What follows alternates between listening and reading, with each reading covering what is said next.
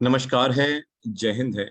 आप सबको नमस्कार है, जय हिंद है। जिन्होंने चैट बॉक्स में भी लिखा है, नहीं भी लिखा है, तब भी नमस्कार है, जय हिंद है।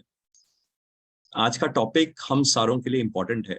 एंड मैं रिक्वेस्ट करूंगा कि जितने ज्यादा लोग अपनी वीडियोस को ऑन कर पाएंगे उतना ही मेरे को ज्यादा मोटिवेशन मिलेगा आप सारों को देख के और ज्यादा बातें करने में। आज का जो टॉपिक है, मैं रिक्वेस्ट करूंगा आप सारों को कि एक ओपन माइंड से, ओपन पर्सपेक्टिव के साथ समझने की कोशिश करें, क्योंकि आप सब अपने अपने फील्ड में दिग्गज हैं और होंगे।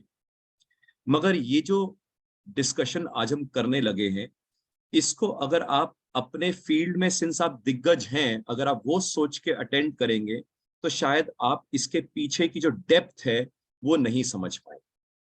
एंड इसलिए मैं रिक्वेस्ट करूंगा कि आप सब दिग्गज हैं, मगर थोड़ी देर के लिए कि सोच लो कि यार कुछ ना कुछ तो दिक्कत रही होगी मार्केट में या इकोनॉमी हैपनिंग को समझने में, तभी हम आज इसको एक तरह से अटेंड कर रहे हैं, समझ रहे हैं। तो इसलिए जब हम न्यूट्रल वे में समझने की कोशिश करेंगे, जो मैं आज एक्सप्लेन करने लगा हूं, तो आपको इसका बेनिफिट आने वाले समय में समझ आएगा। नॉर्मली जो नॉर्मल लोग होते हैं वो मार्केट को अंडरस्टैंड नहीं कर पाते, या मार्केट के अलावा इकोनॉमी की हैपनिंग्स को भी समझ नहीं पाते। एंड सिंस मार्केट्स का मतलब सिर्फ शेयर मार्केट नहीं है, बॉन्ड मार्केट भी है, म्यूचुअल फंड मार्केट भी है, रियल एस्टेट मार्केट भी है, यानी कि हर तरह की मार्केट और हर तरह की इकोनॉमिक हैपनिंग्स को नॉर्मली लोग ज्यादा डेप्थ में नहीं समझ पाते। एंड वो सारे के सारे पोस्ट मॉर्टम एनालिसिस करते हैं, यानी कि मार्केट में कुछ इवेंट हो जाने के बाद, मार्केट में गिरावट हो जाने के बाद, मार्केट में एक तरह से रैली हो जाने के बाद, या कुछ इकोनॉमिक डाटा आ जाने के बाद, ये सारे लोग एक तरह से पोस्ट मॉर्टम एनालिसिस करते हैं। वो पोस्ट मॉर्टम एनालिसिस या तो कोई रिसर्च रिपोर्ट को देख के कर रहे होंगे, या किसी मीडिया चैनल के ऊपर पोस्टमार्टम एनालिसिस आ रहा होगा उसको देख रहे होंगे, या सोशल मीडिया चैनल जिसको हम फॉलो कर रहे होंगे वहां पे पोस्टमार्टम एनालिसिस आ रहा होगा, हम उसको देख रहे होंगे, या कोई हम व्हाट्सएप या टेलीग्राम चैनल में जुड़े होंगे तो पोस्टमार्टम एनालिसिस कर रहे होंगे, या हमारे financial advisers, agents, brokers, bankers, या हमारे सो कॉल्ड एक्सपर्ट्स, हमारे फ्रेंड्स जिनसे हम एडवाइस ले रहे थे, हम उनसे भी पोस्टमार्टम एनालिसिस ले रहे होंगे कि मार्केट आज क्यों गिरी, मार्केट आज क्यों उठी, रिलायंस आज 2500 क्यों पहुंच गया, रिलायंस आज 2000 क्यों पहुंच गया, आज आईटी सेक्टर क्यों बढ़ रहा था, वगैरह वगैरह वगैरह वगैरह। मार्केट में होने से पहले या इकोनॉमिक हैपनिंग होने से पहले, यानी कि जीडीपी का डाटा रिलीज कैसा होगा और उसके कारण मार्केट में क्या बिहेवियर होगा, या लेट से किसी बैंक के या किसी कंपनी के रिजल्ट्स क्या होंगे, उससे पहले ही हमें समझो कि उसका शेयर कहां मूव करेगा। यानी कि इकोनॉमिक हैपनिंग होने से पहले या मार्केट की हैपनिंग होने से पहले समझ अगर ना आए तो फिर ये सारे पोस्टमार्टम एनालिसिस का कोई फायदा नहीं। क्योंकि पोस्टमार्टम एनालिसिस तो एक्चुअली में हम किसी ना किसी चैनल को देखेंगे तो हमें पता लगेगा कि कई यूट्यूब चैनल्स ऐसे हैं जो हमारे सामने लाइव इन्वेस्टिंग दिखा रहे होते हैं कि मेरे पास आज 50 लाख रुपए में लाइव इन्वेस्टिंग करूंगा, और अगले 3 दिन में वो कह रहे होंगे बहुत बड़ा क्रैश आ रहा है। फिर 5-6 दिन क्या कह रहे होंगे मैं एवरेज करने लगा हूं। फिर अगले 7-8 दिन में कहेंगे बहुत बड़ा क्रैश आ रहा है। फिर जब थोड़ी सी मार्केट उठ जाएगी वो कहेगी बस मार्केट तो बढ़ने लग गई है और ये बढ़ती चली जाएगी।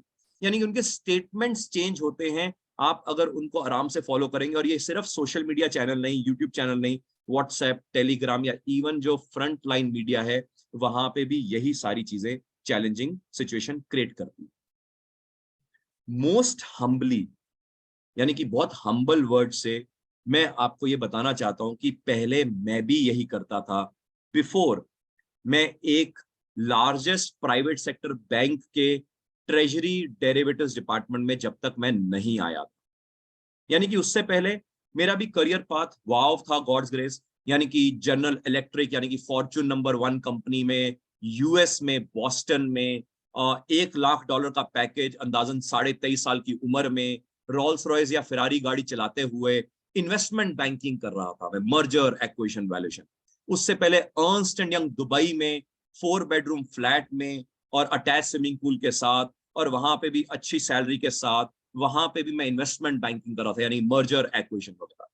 और उससे पहले ट्रेनिंग पीडब्ल्यूसी यानी कि प्राइस वाटर हाउस कूपर्स के साथ रही, और यानी कि वो सारा कुछ बहुत बढ़िया देखा, मगर मार्केट और इकोनॉमिक हैपनिंग्स नहीं समझ आती थी पहले से, हो जाने के बाद ही समझने की कोशिश करते थे।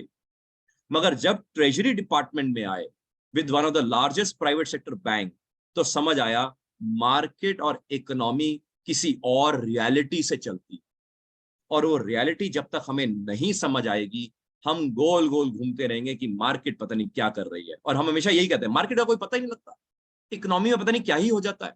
और हम कई तरह की research report, macro analysis, micro analysis, पता नहीं क्या क्या करते हैं, उसके बावजूद भी हमें कुछ क्लैरिटी थॉट प्रोसेस में नहीं आती। आज हम ये समझेंगे कि डेरिवेटिव्स मार्केट्स क्यों इंपैक्ट करती हैं फाइनेंशियल मार्केट्स को भी और इकोनॉमिक पॉलिसीज को भी, एंड इसको मैं स्टेप बाय स्टेप समझाने की कोशिश करूंगा। पहला हमें यह अंडरस्टैंड करना जरूरी है कि मॉडर्न एज इकोनॉमी में, इकोनॉमिक्स में या मार्केट्स में जो कोर जो चीज जिसके ऊपर हर मीडिया, सोशल मीडिया फॉलो करता है, यानी कि जिसको हम फंडामेंटल डाटा नंबर 1 कहते हैं, वो है जीडीपी, यानी कि ग्रॉस डोमेस्टिक प्रोडक्ट। उसी से सारे वेरिएंट्स निकले हैं। जीडीपी बढ़ रही होगी तो महंगाई बढ़ रही होगी, जीडीपी घट रही होगी महंगाई घट रही होगी, core sector output, index for industrial production, agriculture sector की परफॉर्मेंस, मैन्युफैक्चरिंग सेक्टर की परफॉर्मेंस, सर्विसेज सेक्टर की परफॉर्मेंस, ये सब इंटरलिंक्ड है जीडीपी के साथ। जीडीपी और जीडीपी ग्रोथ का जो डाटा है वो सबसे फंडामेंटल डाटा है, जिसको हर इकोनॉमिस्ट, हर मार्केट एनालिस्ट, हर रिसर्च एक्सपर्ट, वो सब इस डाटा से ही कहानी अपनी शुरू करते हैं। जीडीपी पूरे वर्ल्ड की इस टाइम पे भी एक साल में 100 ट्रिलियन डॉलर्स के करीब है, यानी कि एक साल में जितने भी गुड्स एंड सर्विसेज प्रोड्यूस हुए पूरे वर्ल्ड में, उसकी जो फाइनल वैल्यू है वो 100 ट्रिलियन डॉलर्स है, जिसमें से यूएस अंदाजन 24 ट्रिलियन डॉलर, जिसमें से चाइना अंदाजन 15 ट्रिलियन डॉलर, जिसमें जापान अंदाजन 5 ट्रिलियन डॉलर, जिसमें इंडिया अंदाजन 3.5 ट्रिलियन डॉलर। यानी पूरे वर्ल्ड की जो जीडीपी है, जहां से पूरा डाटा एनालिसिस शुरू होता है, वो सारा डाटा एक तरह से एक साल में 100 ट्रिलियन डॉलर्स बना। मगर एक ऐसी मार्केट है जिसको हम डेरिवेटिव्स मार्केट के नाम से जानते हैं। मैंने आपसे डेरिवेटिव्स के बारे में कुछ जिक्र नहीं किया कि है क्या, मैं उसके बारे में जिक्र अभी नहीं कर रहा कि क्या है, मगर मैं आपको सिर्फ परिचित करवा रहा हूं कि एक ऐसी बड़ी मार्केट है जिसको नामकरण दिया है डेरिवेटिव्स का। ये डेरिवेटिव्स मार्केट हर साल अंदाजन 1000 ट्रिलियन डॉलर्स के ज्यादा होती है। यानी कि जहां जीडीपी वर्ल्ड का 100 ट्रिलियन डॉलर है, तो डेरिवेटिव्स 1000 ट्रिलियन डॉलर से ज्यादा होता है। कभी 1200 ट्रिलियन डॉलर होता है, कभी 1500 ट्रिलियन डॉलर होता है, और कभी तो 2000 ट्रिलियन डॉलर भी होता है। और ये इतना ह्यूज डाटा, और डेरिवेटिव्स क्या है मैंने नहीं समझाया, मगर डेरिवेटिव्स का इतना ह्यूज डाटा, जो मार्केट है, इतनी जो ह्यूज मार्केट है, उसका जो डाटा है वो पब्लिश होता है www.bis.org। BIS क्या है? Bank for international settlement. Bank for international settlement का मतलब, आपने आज तक ये सुना होगा कि हर सेंट्रल बैंक को जब पैसा चाहिए होता है तो नॉर्मली आपस में सेंट्रल बैंक्स कोऑर्डिनेट करते हैं। जैसे इंडिया में अगर बैंकों को पैसा चाहिए हो तो एचडीएफसी बैंक, आईसीआईसीआई बैंक आपस में कोऑर्डिनेट करें, और अगर इनको पैसा नहीं मिलता तो ये आरबीआई के पास जाते हैं कि माई बाप पैसे की दिक्कत आ गई है, काइंडली पैसा दे दीजिए। ऐसे ही सोचो, वर्ल्ड में रिजर्व बैंक ऑफ इंडिया को पैसे की जरूरत हो तो बैंक ऑफ जापान के पास जाएगा, बैंक ऑफ जापान को पैसे की जरूरत हो यूरोपियन सेंट्रल बैंक के पास जाएगा। यानी कि वर्ल्ड के जो सेंट्रल बैंक्स हैं वो भी पैसे का फ्लो ऑफ मनी, जब पैसे की रिक्वायरमेंट होती है तो एक दूसरे को लेंडिंग, बोरोइंग करते हैं। मगर खुदा ना खास्ता अगर किसी एक सेंट्रल बैंक को पैसा ना मिल पाए तो कहां जाएगा? वर्ल्ड बैंक के पास नहीं जाएगा, सेंट्रल बैंक जाएगा अपने सेंट्रल बैंक के पास। आप सोच रहे हैं सेंट्रल बैंक का भी सेंट्रल बैंक होता है क्या? हाँ, इसको हम बोलते हैं bank of all the central banks of the world, जिसको हम नामकरण के नाम से जानते हैं बैंक फॉर इंटरनेशनल सेटलमेंट। यानी कि इसका मतलब ये, जब कभी भी हिंदुस्तान की गवर्नमेंट को पैसा चाहिए हो तो हम जापान की गवर्नमेंट से ले सकते हैं, हम यूएस की गवर्नमेंट से भी ले सकते हैं, हम इंटरनेशनल मॉनेटरी फंड से भी ले सकते हैं, हम एशिया डेवलपमेंट बैंक से भी ले सकते हैं। मगर ये तो मैं बात कर रहा हूं अगर किसी देश की गवर्नमेंट को पैसा चाहिए हो, मगर किसी देश के सेंट्रल बैंक को पैसा चाहिए हो तो मनी का जो फ्लो है वो सेंट्रल बैंक्स के बीच में आपस में चलता है।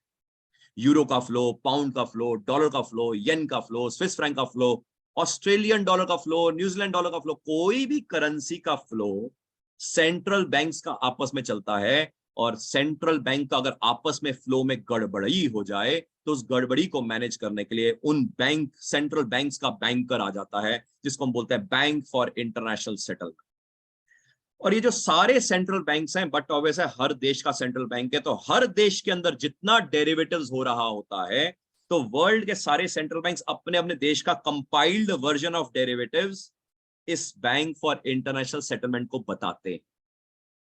और बैंक फॉर इंटरनेशनल सेटलमेंट अपनी वेबसाइट पे ये सारा जो कलेक्टेड डाटा होता है डेरिवेटिव्स का, कि हर देश में कितना डेरिवेटिव्स हुआ, शेयर मार्केट में कितना हुआ, कमोडिटी में कितना हुआ, करेंसी में कितना हुआ, इंटरेस्ट रेट में कितना हुआ, यूरो में कितना हुआ, पाउंड में कितना हुआ, डॉलर में कितना हुआ, येन में कितना हुआ, वगैरह वगैरह वगैरह वगैरह, कितना ऑयल में हुआ, गोल्ड में हुआ, सिल्वर में हुआ, कॉपर में हुआ, कोल में हुआ, चने में हुआ, चीनी में हुआ, वगैरह वगैरह वगैरह।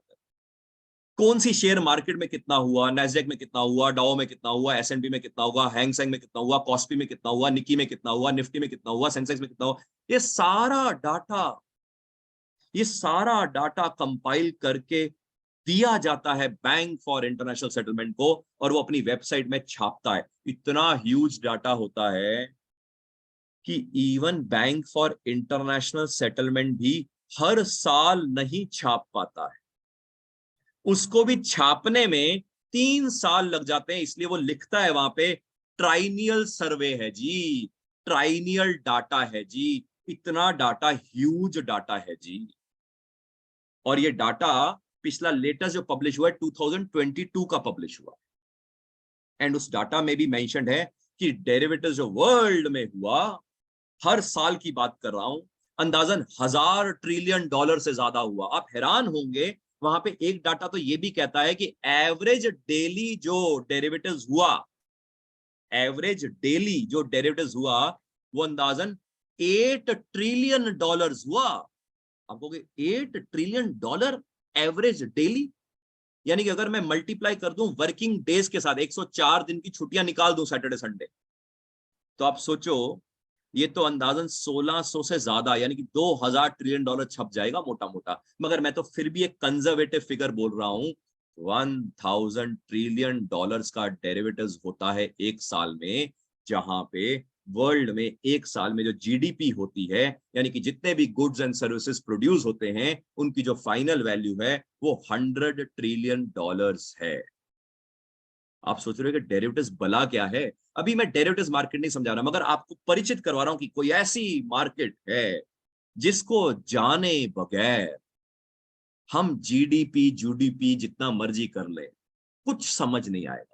हम जितनी मर्जी इकोनॉमिक पॉलिसी, इकोनॉमिक डाटा सब इकट्ठा कर लें, कुछ समझ नहीं आएगा। हम जितना मर्जी मार्केट की उथल पुथल को कोशिश कर लें, समय शेयर मार्केट में, कमोडिटी मार्केट में, गोल्ड में, सिल्वर में, ऑयल में, कॉपर में, कुछ समझ नहीं आएगा, क्योंकि इनके ऊपर माई बाप चल रहा है, और वो माई बाप का नाम है डेरिवेटिव्स मार्केट।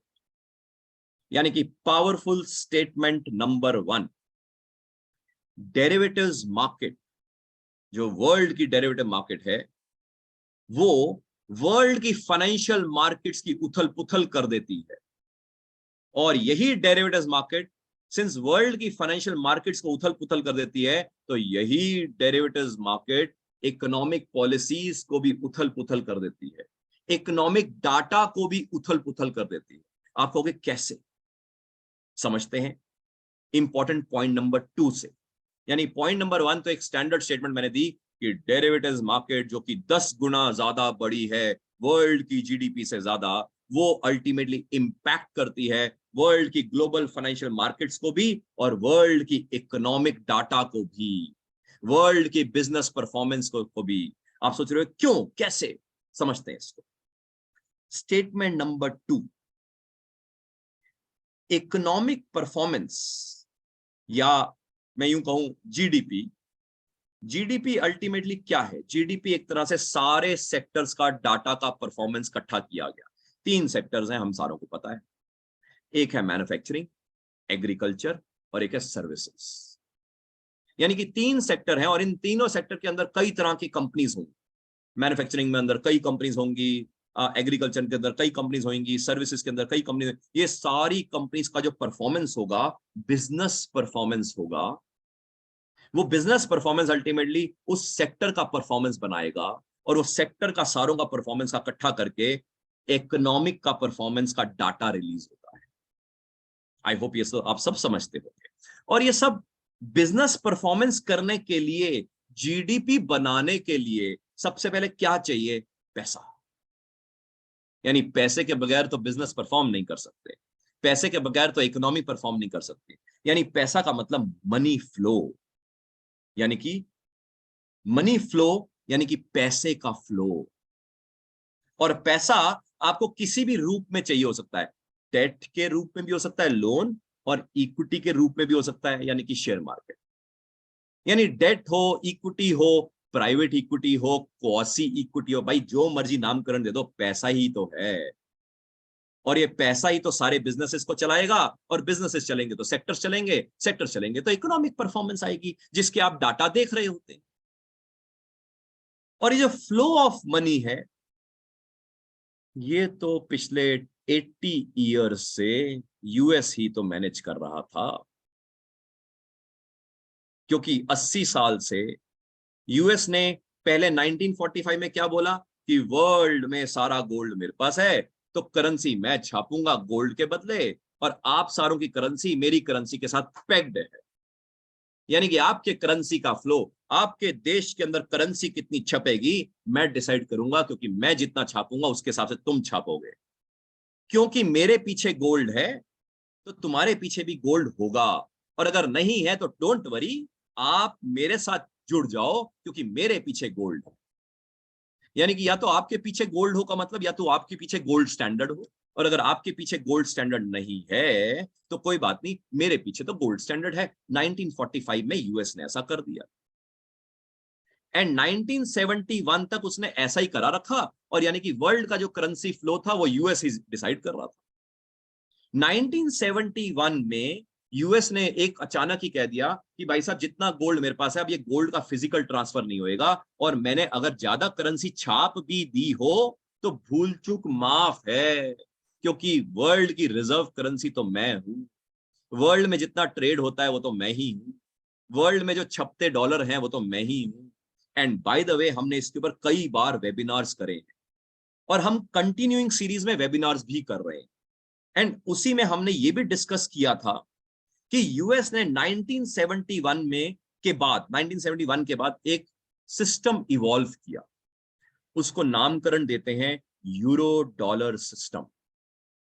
देखो, ये जो यूरो डॉलर सिस्टम है, इसका मतलब यूरो वर्सेस डॉलर नहीं है, यानी कि यूरो डॉलर करेंसी पेयर नहीं है। यूरो डॉलर सिस्टम का मतलब है कि डॉलर यूएस के जब बाहर निकलता है, यानी कि डॉलर जो यूएस की करेंसी है, जब वो यूएस के बाहर निकलता है उसको हम यूरो डॉलर बोलते हैं। और यूएस ने बड़ी स्मार्टली 1971 के बाद क्या किया, उसने कहा वर्ल्ड में कहीं पे भी एक्सपेंशन होगा, वर्ल्ड में कोई भी इकोनॉमी के अंदर, कोई भी सेक्टर के अंदर, कोई भी बिजनेस को अगर एक्सपैंड करना होगा, उसको डॉलर चाहिए होगा, उसको अपने बैंक से जाके डॉलर लेना पड़ेगा, क्योंकि उसको ग्लोबल इकोनॉमी में अगर जिंदा रहना है, ग्लोबल इकोनॉमी में अगर उसको एक्सपोर्ट इंपोर्ट करना है, ग्लोबल इकोनॉमी में अगर उसको लोन लेना है, ग्लोबल इकोनॉमी में अगर उसको मनी फ्लो चाहिए होगा, उसको डॉलर चाहिए होगा। और अगर डॉलर चाहिए होगा तो डॉलर छापना तो मेरे पास है, मगर मैं आपको सप्लाई मारूंगा। और आप सबकी इकोनॉमीज के अंदर, आप सबके सेक्टर्स के अंदर, आप सबकी कंपनीज की परफॉर्मेंस आपके मनी फ्लो के ऊपर डिपेंड करती है, और जो मनी फ्लो है वो तो डॉलर से ही शुरू होगा। यानी इसका मतलब यूरो डॉलर सिस्टम से उसने एक तरह से इनडायरेक्टली वर्ल्ड की मॉनेटरी पॉलिसी के ऊपर कब्जा कर लिया। इसका मतलब ये, हालांकि हम यहाँ पे आजकल वेबिनार्स भी कर रहे हैं कि कैसे ये डॉलर का दबदबा वर्चस्व टूट रहा है, और अगर टूट रहा है वर्चस्व तो उसके कारण इस फाइनेंशियल वर्ल्ड में तो बहुत उथल पुथल होने वाला है। क्योंकि अभी तक तो स्टेबिलिटी चल रही थी, मगर अब उथल पुथल होगा तो अब तो और ज्यादा भयानक होगा, और ज्यादा इकोनॉमीज हिलेंगी, बैंक्स हिलेंगे, बिजनेसेस हिलेंगे, मार्केट्स हिलेंगी। एंड यहां पे जो करेंसी है, जो यूएस सप्लाई कर रहा है यानी कि डॉलर, उस डॉलर की सप्लाई के कारण यूरो का सप्लाई भी हिलता है, पाउंड का सप्लाई भी हिलता है, कैनेडियन डॉलर का भी हिलता है, स्विस फ्रैंक का भी हिलता है, येन का भी हिलता है, साउथ अफ्रीकन रैंड का भी हिलता है, ऑस्ट्रेलियन डॉलर का भी हिलता है, न्यूजीलैंड डॉलर का भी हिलता है, सिंगापुर डॉलर का भी हिलता है, जापानीज येन का भी हिलता है। हर करेंसी का हिलता है। किसके कारण? यूएस डॉलर के करेंसी सप्लाई के कारण। और बट ऑब्वियस है, ये जो करेंसी का सप्लाई होता है जिस इकोनॉमी में या जिस मार्केट में, वहीं पे तो उसकी परफॉर्मेंस चेंज हो जाती है। क्योंकि पैसा ही तो फ्लो है, पैसे का ही तो फ्लो है जो इकोनॉमिक परफॉर्मेंस को हिला डालता है या मार्केट परफॉर्मेंस को हिला डालता है। और ये पैसे का फ्लो चला कौन रहा था? इतने सालों से यूएस चला रहा था। और ये जो फ्लो ऑफ मनी है, मैंने दोबारा जिक्र कर रहा हूं, ये डेट भी हो सकता है। और ये जो डेट है, कंट्री का डेट भी हो सकता है, कंपनी का डेट भी हो सकता है। यानी कि हिंदुस्तान की गवर्नमेंट का जो डेट होगा वो भी फॉरेन करेंसी में हो सकता है। और हिंदुस्तान में कई कंपनीज हैं, उनका भी डेट होगा, फॉरेन करेंसी में हो सकता है। और अगर आप सोचो फॉरेन करेंसी में नहीं है, अगर रुपी में है, तो रुपी छाप कौन रहा है? आरबीआई। और आरबीआई किस बलबूते पे छाप रहा है? डॉलर के फ्लो के ऊपर, यूरो डॉलर सिस्टम। यानी कि M1, M2, M3, यानी कि मनी सप्लाई जो है इनडायरेक्टली वर्ल्ड का कोई भी सेंट्रल बैंक छाप रहा है।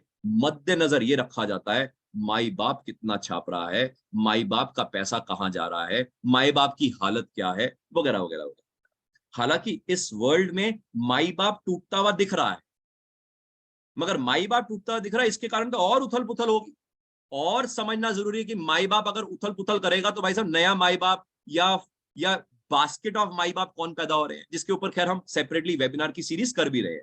मगर यहां पे हम ये समझ रहे हैं कि करेंसी का जो फ्लो है वो आपके देश का और कंपनी के डेट को और इक्विटी की पोजीशन को चेंज करता है, और साथ में आपके देश की और आपकी कंपनी की ट्रेड की position, import export, foreign exchange आना जाना, उसको भी हिलाता है। यानी कि अल्टीमेटली कहने का मतलब यह है कि करेंसी का फ्लो हिलता है तो इकोनॉमिक परफॉर्मेंस हिलती है, करेंसी का फ्लो हिलता है, मार्केट परफॉर्मेंस हिलती है। और तो और मैं क्या बोलूं, आरबीआई भी तो डॉलर खरीदता और डॉलर बेचता है, जिसको हम बोलते हैं आरबीआई इंटरवेंशन। तो आरबीआई भी इंटरवेंशन कब करता है? जब हिंदुस्तान में ज्यादा डॉलर आए तो आरबीआई कहता है हो ज्यादा डॉलर आ गए यार, डॉलर खरीदने पड़ेंगे। और जब हिंदुस्तान से डॉलर जा रहे होते हैं, वो कहता है ओहो डॉलर जा रहे हैं, डॉलर की डिमांड बढ़ गई, ऐसा करता है डॉलर को बेचना शुरू कर देता हूं। यानी कि आरबीआई जैसे कर रहा है वैसे बैंक ऑफ जापान कर रहा होगा, ऐसे यूरोपियन सेंट्रल बैंक कर रहा होगा, ऐसे हर वर्ल्ड का, हर कंट्री का, हर सेंट्रल बैंक भी कर रहा होगा। और ये क्यों कर रहे हैं? क्योंकि यूएस के करेंसी फ्लो के कारण अल्टीमेटली पूरा वर्ल्ड हिल रहा है, मनी सप्लाई पूरा हिल रहा है। तो यहां पे स्टेटमेंट नंबर 2 देने की कोशिश कर रहा हूं। करेंसी मार्केट अगर हिलती है तो इकोनॉमिक परफॉर्मेंस हिल जाती है और मार्केट परफॉर्मेंस हिल जाती है। तो करेंसी की जो मूवमेंट है, डॉलर, यूरो, पाउंड, येन वगैरह वगैरह, इसको कौन हिलाता है? Currency derivatives. यानी कि स्टेटमेंट नंबर 2 क्या हुआ? करेंसी डेरिवेटिव्स जो है वो करेंसी मूवमेंट को हिलाता है। और अगर करेंसी मूवमेंट हिलता है, economic performance, business performance, sector performance सब हिल जाता है। जैसे कि येन हिल जाए तो मारुति का शेयर हिल जाएगा, यूरो हिल जाए तो टाटा मोटर्स हिल जाएगा, चाइनी का युआन हिल जाए तो टाटा स्टील हिल जाएगा, ऑस्ट्रेलियन का डॉलर हिल जाए तो यहाँ पे महिंद्रा एंड महिंद्रा हिल जाएगा। आप सोच रहे ऐसे? कमाल है। यानी कि इसका मतलब ये, इकोनॉमी के करेंसी फ्लो के कारण यहां पे बिजनेसेस के फ्लोज चेंज हो जाते हैं। क्योंकि जब करेंसीज हिलती हैं तो बिजनेसेस के जो एक्सपोर्ट इंपोर्ट के जो डॉलर, यूरो, पाउंड, येन, ऑस्ट्रेलियन डॉलर वगैरह वगैरह की जो बिलिंग होती है, उन करेंसीज की फ्लक्चुएशन शुरू हो जाती है और उनके बिजनेस परफॉर्मेंस फ्लक्चुएट करते हैं। बिजनेस फ्लक्चुएट करता है, बिजनेस परफॉर्मेंस फ्लक्चुएट करता है, इकोनॉमिक परफॉर्मेंस तो फ्लक्चुएट करेगी ही करेगी। और हम सब आम आदमी क्या करते हैं? इकोनॉमिक परफॉर्मेंस के डाटा की वेट करते हैं। हम सब आम आदमी बिजनेस के फाइनेंशियल्स छपने की वेट करते हैं, और उससे पहले ही मार्केट हिल रही होती है, उसके परफॉर्मेंस हिल रहा होता है, और मार्केट को हिलाने वाला करेंसी, मार्केट को हिलाने वाला करेंसी डेरिवेटिव्स होता है। स्टेटमेंट नंबर 2 थी ये। स्टेटमेंट नंबर 3, ये जो करेंसी है, ये जो फ्लो हो रही है एक कंट्री से दूसरे कंट्री में, दूसरे कंट्री से तीसरे कंट्री में, ये जो करेंसी की भी तो कॉस्ट है, छपने की भी तो कॉस्ट है, इंटरेस्ट रेट जिसको कहते हैं। जैसे आरबीआई का रेपो रेट तो आप जानते ही, मगर आरबीआई का रेपो रेट तो डिपेंड करता है यूएस के फेडरल ओपन मार्केट्स कमेटी का रेट के हिसाब से। एफओएमसी रेट बढ़ाएगा तो आरबीआई भी बेचारा हिलता है, बैंक ऑफ जापान भी हिलता है, यूरोपियन सेंट्रल बैंक भी हिलता है, सारा वर्ल्ड हिलता है, क्योंकि भाई साहब यूएस अपने इंटरेस्ट रेट बढ़ा रहा है। यूएस इंटरेस्ट रेट घटाता है तो वर्ल्ड पूरा फिर हिल जाता है, यूरोप हिल जाता है, यूके हिल जाता है, ऑस्ट्रेलिया हिल जाता है, वगैरह वगैरह। और अगर यूएस के इंटरेस्ट रेट्स हिलते हैं तो वर्ल्ड के इंटरेस्ट रेट्स हिलते हैं, तो इसके कारण ये तो हो गया आज के इंटरेस्ट रेट्स हिल रहे हैं, फ्यूचर के भी तो इंटरेस्ट रेट्स हिल रहे होंगे, जिसको हम बोलते हैं यील्ड कर्व हिल रहा है। यील्ड कर्व हिलने का मतलब इंटरेस्ट रेट कर्व्स हिल रहे हैं, जैसे कि लाइबोर कर्व, जिसको लाइबोर को आजकल हम सॉफर सॉफर कर रहे हैं। मतलब मोटी मोटी बात क्या है? इंटरेस्ट रेट कर्व्स हिलते हैं, इंटरेस्ट रेट्स हिलते हैं, इंटरेस्ट रेट हिलते हैं तो जो बिजनेसेस हैं, जो बोरोइंग करने जाता है अपने बैंक के पास, उसके भी तो इंटरेस्ट रेट हिल जाएंगे, उसका भी तो कॉस्ट ऑफ कैपिटल हिल जाएगा, उसका डेट का कॉस्ट हिल जाएगा, और उसका इक्विटी का भी कॉस्ट हिल जाएगा, क्योंकि शेयर होल्डर क्या कहेगा? भाई इंटरेस्ट रेट बढ़ गए, अपने को डिविडेंड थोड़ा ज्यादा देना है, इकोनॉमिक परफॉर्मेंस थोड़ी बढ़िया कर दे, नहीं तो मैं तेरे शेयर में नहीं लगाऊंगा, मैं इससे अच्छा आराम से जाके डेट में लगाता हूं, एफडी ही करवा देता हूं। यानी कि इसका मतलब ये, इंटरेस्ट रेट मूवमेंट के कारण बिजनेसेस की परफॉर्मेंस चेंज हो जाती है, और बिजनेसेस की परफॉर्मेंस चेंज होती है तो इकोनॉमिक परफॉर्मेंस तो चेंज होगी ही होगी। और इंटरेस्ट रेट की मूवमेंट कौन करता है? Interest rate derivatives. ये स्टेटमेंट नंबर 3 है। इसी स्टेटमेंट से पहले मैं जरा 2-3 चीजें और जिक्र करता हूं। ये जो करेंसी डेरिवेटिव्स है, जो करेंसी को हिला रहा है, करेंसी जो आज हिल रही, मगर करेंसी डेरिवेटिव्स कहां पे हो रहा है? आज तो हो नहीं रहा, फ्यूचर के लिए हो रहा है। फ्यूचर आज हो रहा है मगर फ्यूचर के लिए हो रहा है, फ्यूचर टाइम के लिए हो रहा है, आने वाले समय के लिए हो रहा है। क्योंकि जो डेरिवेटिव्स होता है वो आज होता है, मगर होता कब के लिए है? फ्यूचर में, आने वाले समय के लिए।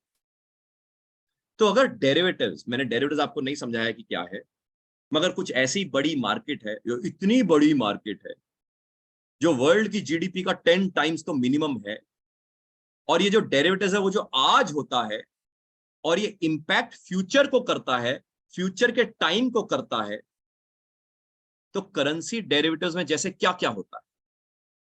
फॉरवर्ड्स होते हैं, ऑप्शंस होता है, ऑप्शन की स्ट्रेटजीज होती हैं, जैसे कि जो नॉर्मली हमने पढ़ी नहीं होती। ऑप्शन की स्ट्रेटजीज जैसे टान स्ट्रक्चर्स होते हैं, रेंज अक्रूवल होते हैं, रेंज फॉरवर्ड होते हैं, रेंज एक्स्ट्रा होते हैं, फेडर रेशियो होता है, स्ट्रिप लीवरेज होता है, नॉक इन नॉकआउट होता है, वन टच होता है, डबल वन टच होता है। ये सब ऐसी ऐसी भाषा में आपके साथ यूज कर रहा हूं कि नॉर्मली ये पढ़ाया, सिखाया, गुनगुनाया, दिखाया, या इवन सुनाया भी नहीं जाता।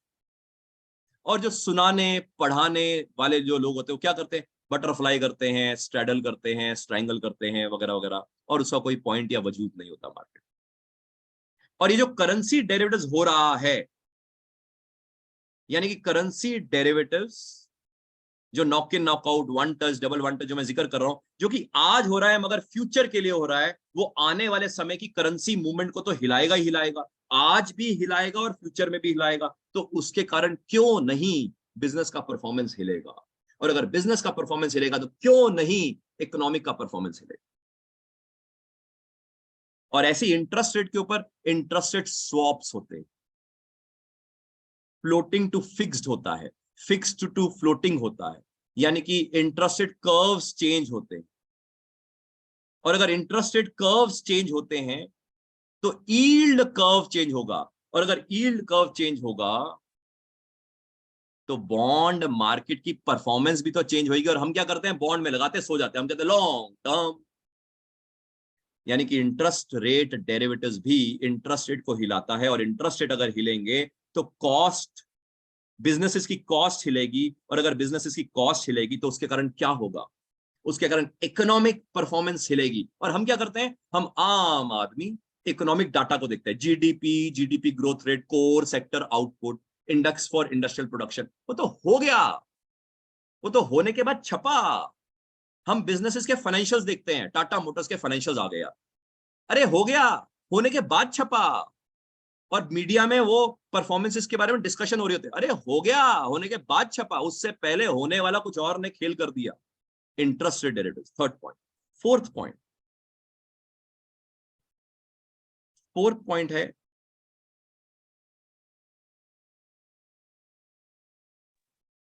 फोर्थ पॉइंट है कमोडिटी डेरिवेटिव्स।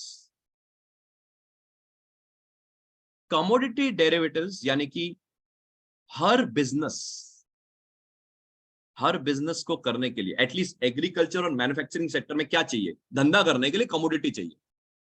एग्रीकल्चर सेक्टर को क्या चाहिए, चना, ज्वार, चीनी वगैरह वगैरह वगैरह वगैरह। और मैन्युफैक्चरिंग कमोडिटी को क्या चाहिए, copper, iron, steel, oil, silver भी तो चाहिए, गोल्ड भी चाहिए। यानी कि कमोडिटी के प्राइसेस अगर हिल जाएं तो बिजनेस की परफॉर्मेंस तो पक्का हिल जाएगी। अगर कॉपर हिल जाए, एल्यूमिनियम हिल जाए, स्टील हिल जाए, तो यहाँ पे सारे जितने भी टाटा मोटर्स, महिंद्रा एंड महिंद्रा, मारुति, ये सभी हिलेंगे हिलेंगे। इसका मतलब ये, कोई भी कमोडिटी हिल जाए तो उसके रिस्पेक्टिव जो इनपुट ले रहा है, वो जो रॉ मटेरियल के तौर पर उस कमोडिटी को यूज कर रहा है, उसकी बिजनेस परफॉर्मेंस हिल जाएगी। बिजनेस परफॉर्मेंस हिलेगी तो इकोनॉमिक परफॉर्मेंस तो हिलेगी। और कमोडिटी के प्राइसेस कौन हिलाता है, कमोडिटी डेरिवेटिव्स। यानी कि statement number 4, commodity derivatives impact करता है कमोडिटी मार्केट को। और अगर वो कमोडिटी मार्केट को इंपैक्ट करता है तो कमोडिटी डेरिवेटिव्स ही तो बिजनेसेस की परफॉर्मेंस और इकोनॉमिक परफॉर्मेंस और जीडीपी डाटा और वगैरह वगैरह सारों को हिला देता है। और हम सब आम आदमी क्या कर देते हैं, हम डाटा रिलीज होने के बाद डाटा पढ़ रहे होते हैं, किसी रिसर्च रिपोर्ट में, किसी मीडिया में, किसी सोशल मीडिया में, किसी व्हाट्सएप ग्रुप में, कि क्या आया डाटा, जीडीपी डाटा क्या आया, जीडीपी ग्रोथ रेट क्या आया, कोर सेक्टर आउटपुट क्या आया, अरे वो जो कंपनी है उसके फाइनेंशियल्स क्या बने यार, इबिटा क्या बना, पैट क्या बना, सेल्स ग्रोथ क्या बना, रेवेन्यू ग्रोथ क्या बना वगैरह। अरे थकेले हो गया, होने के बाद कर रहे हो, उसके बाद तक तो मार्केट ने ऑलरेडी जितना करना था कर चुका। यानी इसका मतलब है स्टेटमेंट नंबर 4, यहां तक रिकैप कर रहा हूं। Statement number 1, derivatives market impact करती है फाइनेंशियल मार्केट्स को। इसका मतलब ये, डेरिवेटिव्स मार्केट अगर फाइनेंशियल मार्केट्स को हिला डाले तो इकोनॉमिक परफॉर्मेंस तो हिल ही जाएगी। स्टेटमेंट नंबर 2, ये पूरा जो खेल है, बिजनेसेस की जो परफॉर्मेंस है, इकोनॉमी की जो परफॉर्मेंस है, करेंसी से चलती है, और करेंसी हिल जाए तो बिजनेस की परफॉर्मेंस हिल जाएगी। और करेंसी को हिलाने वाला कौन, करेंसी डेरिवेटिव्स। करेंसी डेरिवेटिव्स यानी कि करेंसी को हिलाता है, और करेंसी हिल जाए तो बिजनेस की परफॉर्मेंस हिल जाती है, और अगर बिजनेस की परफॉर्मेंस हिल जाए तो इकोनॉमिक परफॉर्मेंस हिल जाती है। स्टेटमेंट नंबर 3, ये जो करेंसी का जो मनी फ्लो है वो इंटरेस्ट रेट से होता है, और अगर इंटरेस्ट रेट हिल जाए तो इकोनॉमिक परफॉर्मेंस और बिजनेस परफॉर्मेंस हिल जाती है। और इंटरेस्ट रेट को हिलाने वाला कौन, interest rate derivatives. Interest rate derivatives यानी कि इंटरेस्ट रेट को हिला देता है, और इंटरेस्ट रेट हिल जाए तो बिजनेस परफॉर्मेंस और इकोनॉमिक परफॉर्मेंस हिल जाती है। स्टेटमेंट नंबर 4, कमोडिटी के प्राइसेस हिल जाएं तो बिजनेसेस की परफॉर्मेंस हिल जाती है, और बिजनेसेस की परफॉर्मेंस हिल जाए तो इकोनॉमिक परफॉर्मेंस हिल जाती है। और एक कमोडिटी के प्राइसेस को हिलाने वाला कौन, कमोडिटी डेरिवेटिव्स। यानी कि कमोडिटी डेरिवेटिव्स कमोडिटी के प्राइसेस हिला जाती है, और कमोडिटी प्राइसेस हिल जाएं तो बिजनेस और इकोनॉमिक की परफॉर्मेंस हिल जाती है। स्टेटमेंट नंबर 4, बड़े इंपॉर्टेंट स्टेटमेंट है। और अल्टीमेटली घूम फिर के हम सारे किस चीज के शौकीन है? शेयर मार्केट के हम सब शौकीन है, यानी कि इक्विटी। ये सारे लोग जो बिजनेस कर रहे हैं किसके लिए कर रहे हैं? उन्होंने करेंसी ले ली, इंटरेस्ट रेट के ऊपर भाई साहब धंधा करना शुरू कर दिया, कॉस्ट ऑफ कैपिटल, बोरोइंग वगैरह सब कर दिया, कमोडिटी वगैरह सब कर दिया। अल्टीमेटली क्यों कर रहे हैं? अपने बिजनेस की इक्विटी वैल्यूएशन करने के लिए। अंबानी से लेके, अदानी से लेके, टाटा से लेके, बिरला से, और उन सारों के तो शेयर्स ही तो हम खरीद रहे हैं।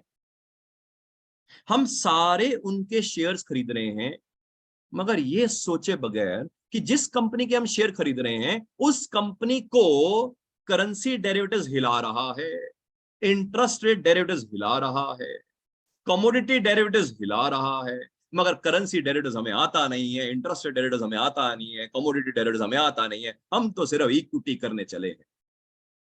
कैसे होगा? और इसीलिए 99% जो लोग हैं वो शरीफ आदमी है, वो कहते हैं यार हमें तो वैसे ही नहीं कुछ आता यार।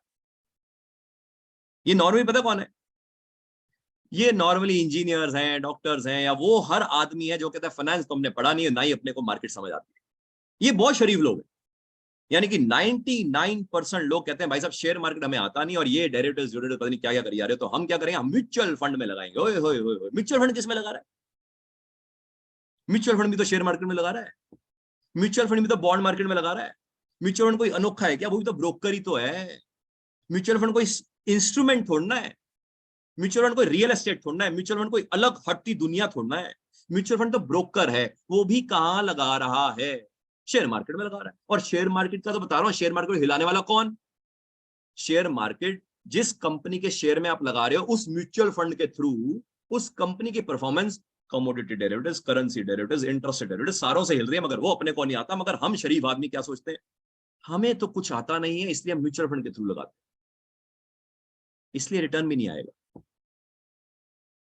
एंड थोड़े से ज्यादा शरीफ हो जाएं और तो वही म्यूचुअल फंड वाला आदमी आएगा, वो कहेगा अरे सर म्यूचुअल में कहाँ लगा रहे हो आप, थोड़ा पीएमएस करो सर हमारे साथ, हम आपका पोर्टफोलियो मैनेजमेंट सर्विसेज करें। मतलब सिंपल है, ये ज्यादा लूटेगा यार, ये और बड़ा ब्रोकर है, इसकी भूख और बड़ी है। 99% तो लोग ऐसे हैं, रिमेनिंग 1% रह गए। ये 1% में 99% जो लोग हैं ना, 1% का 99% बोल रहा हूं मैं, ये जो 1% के 99% लोग हैं ना, ये तीन कैटेगरी में बंटते हैं। पहले वो जिनको लगता है कि उनको आता है, क्या क्या आता है? उनको आता है फाइनेंशियल्स पढ़ने। ये नॉर्मली चार्टर्ड अकाउंटेंट्स, किसी टॉप 20 स्कूल के एमबीए फाइनेंस, सीएफएज है, इनको फाइनेंशियल्स पढ़ने आते हैं। और इनको लगता है कि फाइनेंशियल पढ़ के रेशियोज निकाल के भाई साहब मैं फंडामेंटल एनालिसिस करूं। और इसमें कुछ तो और क्या करते हैं, वो फाइनेंशियल्स के अलावा इंडस्ट्री का भी एनालिसिस करते हैं। ओह कमाल है यार, इंडस्ट्री का एनालिसिस करते हैं, वेरी गुड। फिर इकोनॉमी का भी एनालिसिस करते हैं, very nice, very. No doubt वो बहुत इंटेलिजेंट लोग हैं, मगर इंटेलिजेंस किस में है? टैक्सेशन में, ऑडिट में, फॉरेंसिक इन्वेस्टिगेशन में, वगैरह वगैरह वगैरह, मगर गलत लाइन पे घुस गए। जाना था वहां, पहुंच गए यहां, और फंडामेंटल एनालिसिस को लागू कर रहे हैं। अरे मत करो, क्योंकि अगर आप ऐसा करेंगे तो आपके पास जितना भी डाटा आ रहा है पोस्टमार्टम डाटा है बॉस। बिजनेसेस की उथल पुथल होने के बाद आपके पास पब्लिश फाइनेंशियल्स आए हैं, ओए होए, फिर उसमें हम फॉरवर्ड पी और बुक वैल्यू और प्राइस टू बुक वैल्यू पता नहीं क्या क्या करते हैं। और कुछ तो मीडिया वाले में भी लोग करवा रहे होते हैं। या कई बार हम क्या करते हैं, रिसर्च रिपोर्ट्स पढ़ते हैं। ओहो, रिसर्च रिपोर्ट्स भी तभी छप के आई है जब कहानी हो चुकी है। तो ये तो एक कैटेगरी हो गया, यानी कि फंडामेंटल एनालिसिस कर रहे हैं, और फंडामेंटल एनालिसिस करके नॉर्मली इनको पता होता है कि अंगूर खट्टे हैं, तो क्या बोलेंगे, हम तो लॉन्ग टर्म के लिए हैं। उनको पता है मार्केट समझ नहीं आएगी, तो इसलिए वो क्या करते हैं, फंडामेंटल एनालिसिस करते हैं। उनको बस नाम पता है, ओ रिलायंस अच्छा है, रिलायंस में लगा लिया, एचडीएफसी बैंक और पक्का अच्छा है, कोई दिक्कत नहीं। 2008 से लेकर 2017 तक रिलायंस 600 पे ही था। एचडीएफसी बैंक पिछले 2 साल से जहां पे है वहीं पे घूम रहा है। मारुति बेचारा पिछले 5 साल पहले 2016 में जो पीक लगाया था, आज तक वापस पीक पे नहीं आया। और ये कहानी इन्फोसिस के साथ भी है, टीसीएस के साथ भी है, विप्रो के साथ भी है, और हर शेयर के साथ है। मगर भाई साहब वो क्या करते हैं, वो कहते हैं फंडामेंटली वेरी स्ट्रांग कंपनी है और हम फंडामेंटली वेरी स्ट्रांग कंपनी में पैसा लगाएंगे। ये हो गया 99%, जो 1% का 99% है पहली कैटेगरी फंडामेंटल एनालिसिस का। दूसरे लोग, ये दूसरे लोग वो हैं जिन्होंने थोड़ा सा इक्विटी डेरिवेटिव सीख लिया, उनको पुट कॉल करना आ गया, फ्यूचर लॉन्ग शॉर्ट करना आ गया, ये सोचे बगैर कि जो इक्विटी डेरिवेटिव्स है ना, वर्ल्ड की डेरिवेटिव मार्केट का मात्र 2% है, मात्र 2%। कहां लिखा है? www.bis.org, वहां पे सारा डाटा लिखा है। इक्विटी डेरिवेटिव्स 2% है, कमोडिटी डेरिवेटिव्स 2% है, करेंसी और इंटरेस्ट रेट डेरिवेटिव्स ही तो 94% है। और अगर आपको डेरिवेटिव समझना है तो करेंसी और इंटरेस्ट रेट डेरिवेटिव समझना पड़ेगा, क्योंकि 94% तो वो है, 94% तो वो है। और अगर 94% करेंसी और इंटरेस्ट रेट डेरिवेटिव नहीं समझा तो इक्विटी डेरिवेटिव अगर आप समझ भी लोगे तो होगा कुछ नहीं। फर्क सिर्फ ये है, घुसोगे फंसोगे, घुसोगे फंसोगे, स्टॉप लॉस ट्रिगर होगा।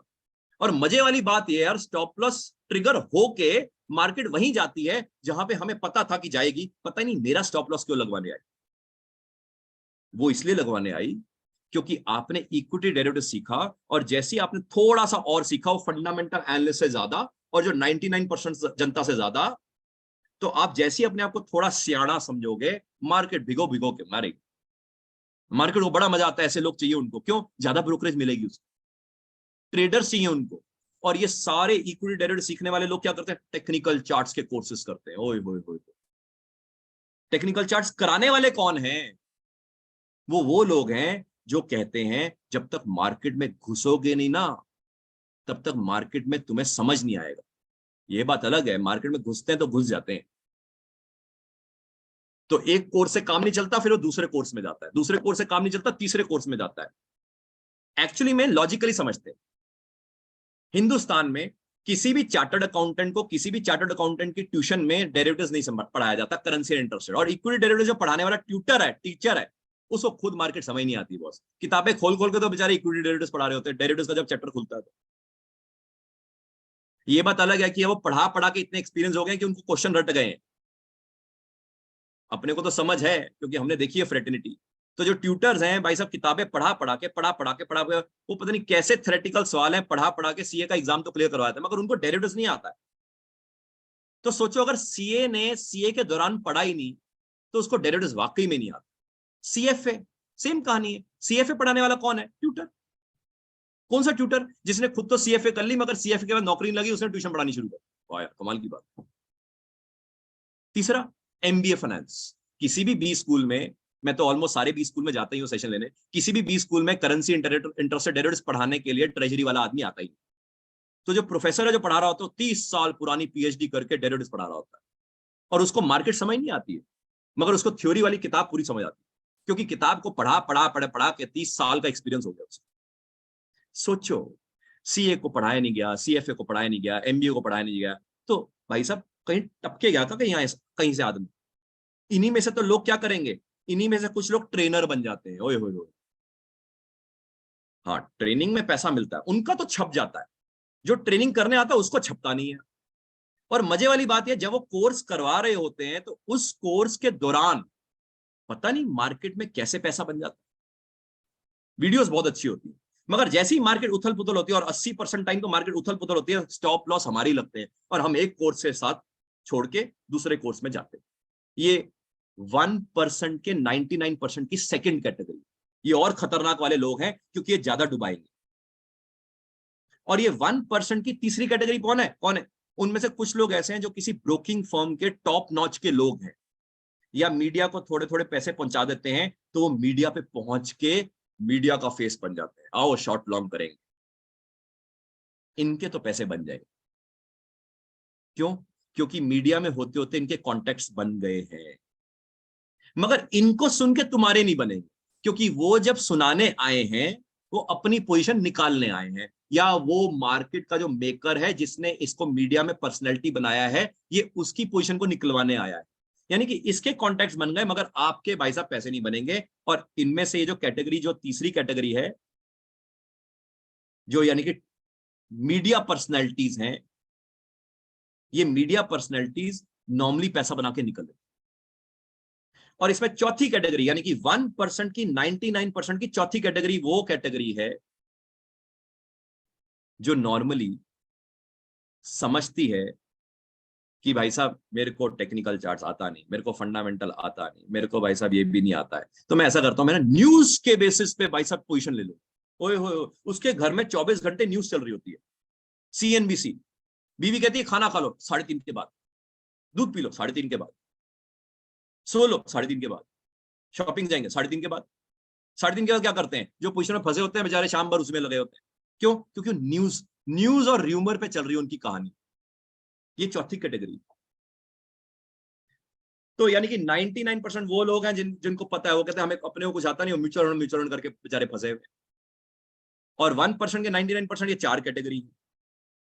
और 1% का 1% कैटेगरी में दो लोग आते हैं। एक है मार्केट मेकर, जो मार्केट चला रहा है, खुद साक्षात अंबानी, खुद साक्षात अदानी, खुद साक्षात ट्रंप। या बैंक के डेरिवेटिव्स के ट्रेजरी के लोग। क्यों करते हैं? Powerful statement number 5। ये जो डेरिवेटिव्स है होता कहां है? ईटीसी में और ओटीसी। ईटीसी का मतलब एक्सचेंज ट्रेडेड काउंटर, यानी कि डेरिवेटिव्स करना हो तो कहां जाएं? एक्सचेंज पे जाएं। और वर्ल्ड में डेरिवेटिव्स एक्सचेंज पे कितना होता है? 10% से कम। अच्छा, यानी वर्ल्ड में जितना डेरिवेटिव्स होता है उसका सिर्फ 10% ही एक्सचेंज पे होता है। हाँ भाई हाँ, चेक कर सकते हो www.bis.org। तो 90% से ज्यादा कहां होता है? Over the counter. Over the counter में कौन करता है? बैंक के एक ट्रेजरी डिपार्टमेंट होता है। उस ट्रेजरी डिपार्टमेंट में एक और फर्दर डिपार्टमेंट होता है, उसको बोलते हैं डेरिवेटिव्स डिपार्टमेंट। ये जो डेरिवेटिव्स डिपार्टमेंट है बैंक के ट्रेजरी के अंदर, ये भाई साहब मार्केट मेकर के नेक्स्ट वाला आदमी है जिसको मार्केट समझ आ रही है। क्यों? क्योंकि मार्केट मेकर जब पैसे का फ्लो करेगा, क्योंकि पूरा खेल करने के लिए फ्लो तो पैसे का ही चाहिए, और अगर पैसे का फ्लो किए बगैर अगर वो खेल करेगा तो कर ही नहीं पाएगा। तो पैसे का फ्लो कहां से शुरू होगा? बैंक के ट्रेजरी के डेरिवेटिव्स डिपार्टमेंट से ही तो शुरू होगा। ये है पावरफुल स्टेटमेंट नंबर 6। यानी कि इसका मतलब ये, जब तक मैं खुद currency and interest rate derivatives treasury department में नहीं आया था, तब तक मेरे लिए भी मार्केट वैसी ही थी जैसे आपके लिए। रियलिटी तब समझ आई जब हम इस तरफ आए कि भैया मार्केट चलाने वाला कोई और है। मैं आपको एग्जांपल दे रहा हूं। मैं सीनियर पोजीशन से मूव आउट किया आईसीआईसीआई बैंक में, आईसीआईसीआई बैंक के ट्रेजरी डेरिवेटिव्स डिपार्टमेंट में रहा, कई साल रहा। 2007 जुलाई से लेकर ऑलमोस्ट 2014 मान सकते हैं। एंड 40,000 एम्प्लॉइज थे आईसीआईसीआई बैंक में उस दौरान, जिसमें से ट्रेजरी में सिर्फ 100 या 125 बस। आईसीआईसीआई बैंक का जितना प्रॉफिट होता है उसका 50% प्रॉफिट हम 100 या 125 बनाते थे। यानी कि 100-125 लोग आईसीआईसीआई बैंक का 50% प्रॉफिट बनाते थे।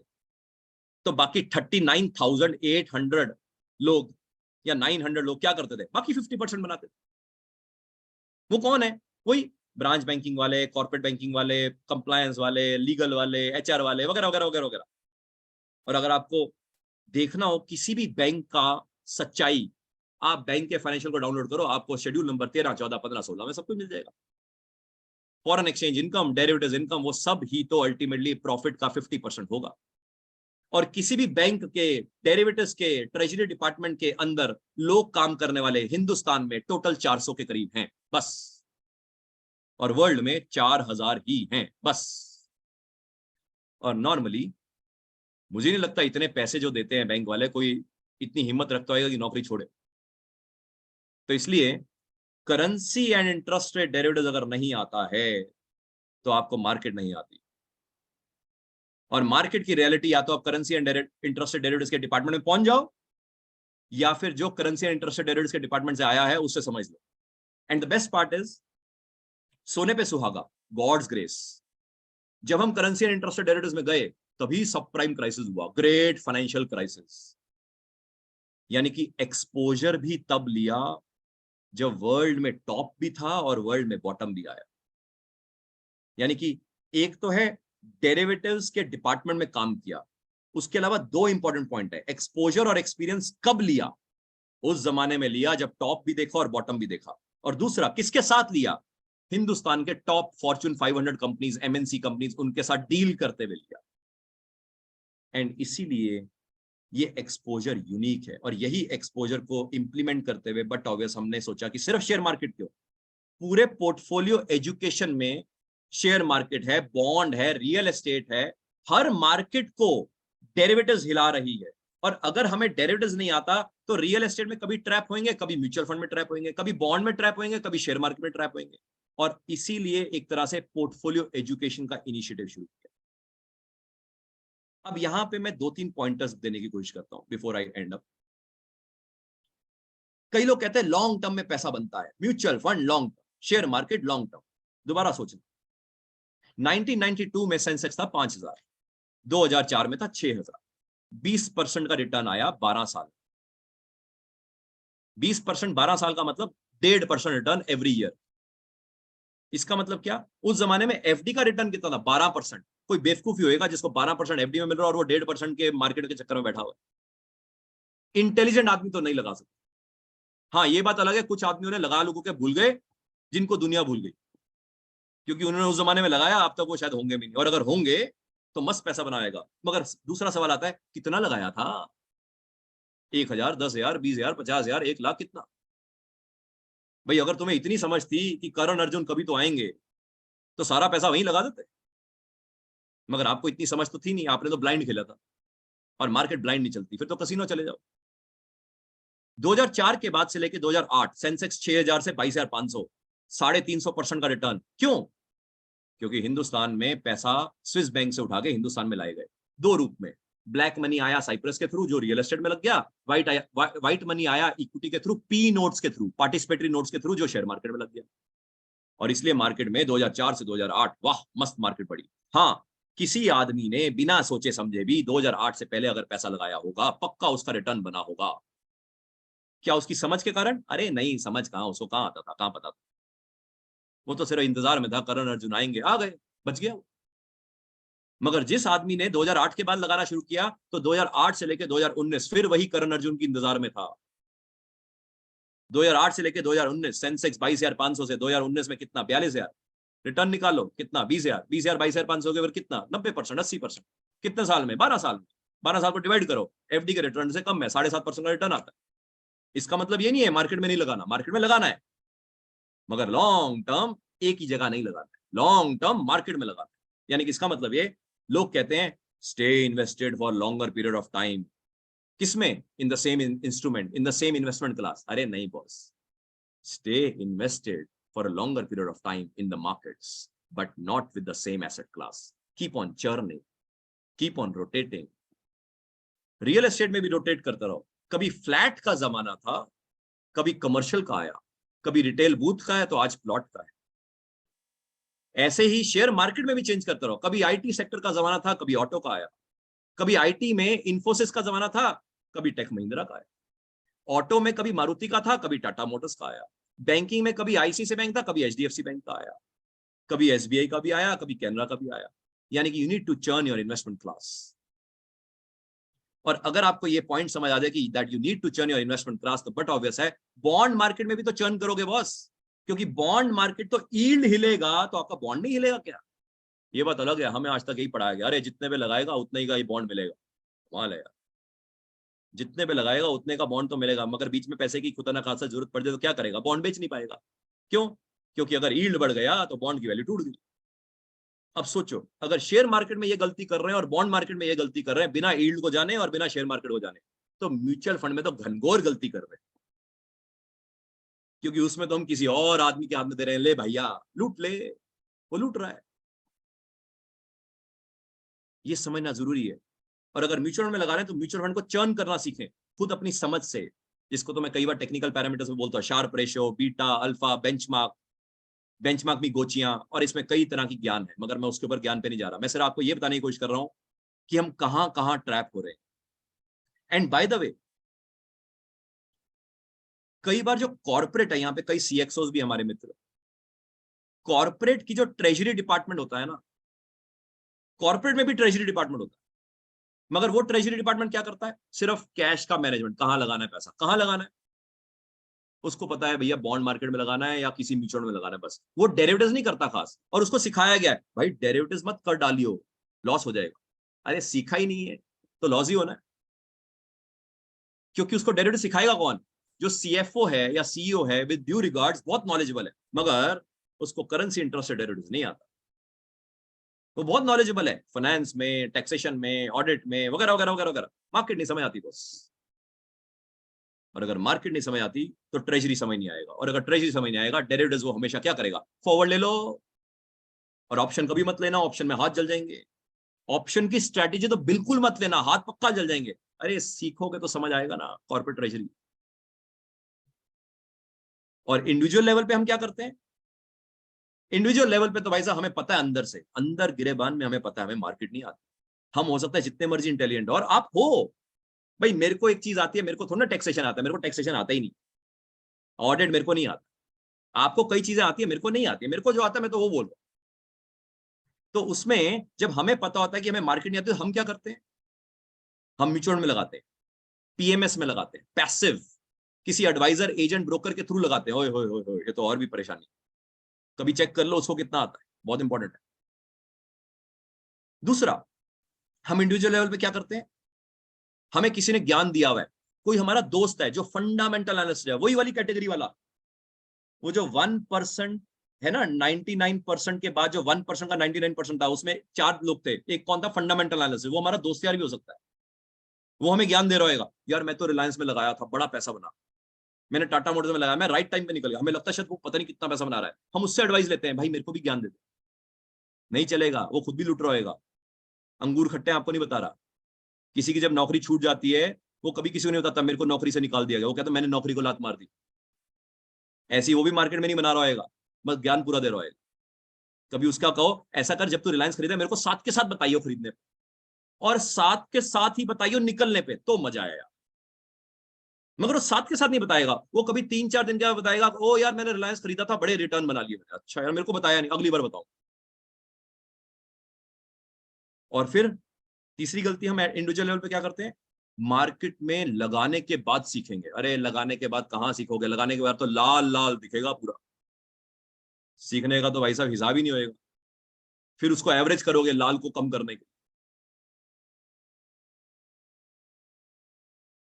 अगर आपको ये समझ आ जाए कि हर वो आदमी जो कॉमन मैन जो कर रहा है वो यूनिक नहीं है, तो आपको समझ आ जाएगा कि जब वो यूनिक ही नहीं है तो पक्का फंसेगा।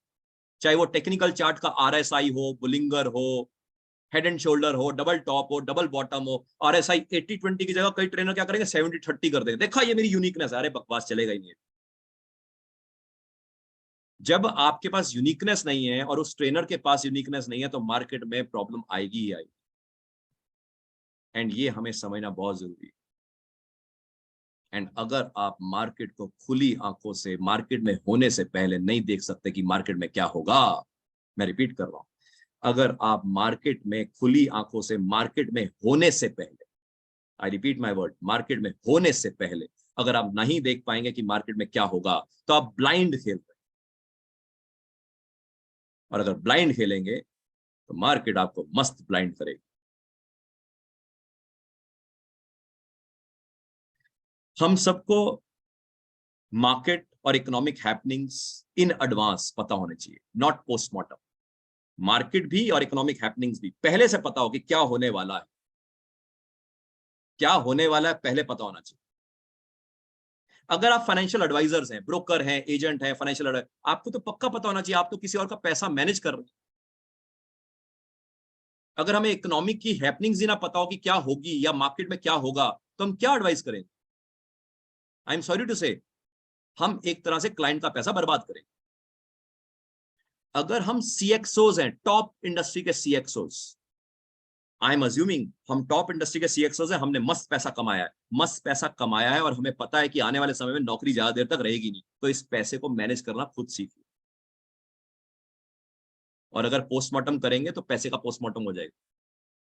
और अगर हम सीएक्सओज नहीं है, अगर अभी हमारा जुम्मा जुम्मा करियर पाथ शुरू हुआ है, इंडस्ट्री प्रोफेशनल्स हैं हम, तो आज ही सीखिए, क्योंकि अगर हम आज नहीं सीखेंगे तो जब तक हम सोचेंगे कि रिटायर जब होंगे तब देखेंगे, तो अगले 5-10 साल में बहुत उथल पुथल होनी है, पता लगा नौकरी नहीं रहनी। और अगर हम प्रोफेशनल्स हैं, सीए हैं, सीएस हैं, लॉयर हैं, तो भी सीखेंगे। क्यों? क्योंकि सीए में जो काम करते थे उसमें फीस नहीं आ रही, टैक्सेशन ऑनलाइन हो रहा है। सीएस में कंप्लायंस का काम नहीं आ रहा है। कॉस्ट एंड मैनेजमेंट अकाउंटेंट में भाई साहब जो काम था वो नॉर्मली सीए या कोई और कैटेगरी ले रहा है। तो क्या करेंगे? डाइवर्सिफाई करेंगे, कुछ और सीखना पड़ेगा। बिजनेस ओनर्स, हम बिजनेसेस मैनेज कर रहे हैं, बिजनेसेस में पैसा कमाते हैं उसको कहां लगाएंगे? वो तो सीखा ही नहीं कभी। इतनी मेहनत कर रहे हैं पैसा कमाने में, तो पैसा लगाने के लिए कोई मेहनत नहीं कमा रहे। और हम सब की वाइफ जो हाउसवाइफ हो सकता है, किचन में बस, किचन या किटी पार्टी, बाहर निकालो उनको, साथ में बिठाओ, सिखाओ उनको इकोनॉमी में क्या होने वाला है और मार्केट में क्या होने वाला है। और बच्चे जो यंग जनरेशन है उनको तो डे वन से समझ आना चाहिए, क्योंकि मार्केट में और इकोनॉमी में जो होने वाला हो, और अगर उनको समझ हो, वो अपने करियर पाथ को अपनी खुली आंखों से देख पाएंगे। मैं उम्मीद करता हूं कि आपको आज के सेशन से एक ब्रेनस्टॉर्मिंग क्लैरिटी ये हुई होगी कि currency and interest rate derivatives में अगर किसी आदमी ने एक्सपोजर लिया है और वो अगर आपको समझा रहा है, तो आपको ऑथेंटिकली मार्केट समझ आएगी जिसके मैंने रीजनिंग की है। और अगर ऐसा नहीं है, और अगर आप ऐसा नहीं समझ रहे हैं, तो रब ही राखा है। मैं इन द मीनवाइल एक लिंक भेज रहा हूं अपने प्रोफाइल का। मैं अज्यूम करूंगा कि आप मेरा प्रोफाइल एक बार देख लेना। वो एक तरह से मेरे लिए ब्लेसिंग्स होंगी, क्योंकि कई ऐसी चीजें जो मेरे को नहीं आती होंगी, आपको आती। दूसरा, इवेंट एंड टाइम एनालिसिस, जो कि मेरी एक मेडिटेटिव स्टेट ऑफ माइंड में कि मार्केट में क्या होने वाला है, इकोनॉमी में क्या होने वाला है, जो कि मैं पहले बताने की कोशिश करता हूं। और आप देखना चेकलिस्ट बना के कि जो जो बताया क्या वो आने वाले समय में हुआ या नहीं हुआ, मैं उसकी भी चेकलिस्ट भेज रहा हूं। उस पूरी प्लेलिस्ट को आप जरूर सुनना, देखना, प्लेलिस्ट बनाना, चेकलिस्ट बनाना। तीसरा, कुछ मिथ्स और कुछ गलतियां हमारे दिमाग में डाली गई आज तक, जो कि हम करते आए हैं और करते रहेंगे, उसकी भी एक प्लेलिस्ट दे रहा हूं। मैं रिक्वेस्ट करूंगा उसको भी देख लें। थैंक यू वेरी मच है। नमस्कार है। जय हिंद है।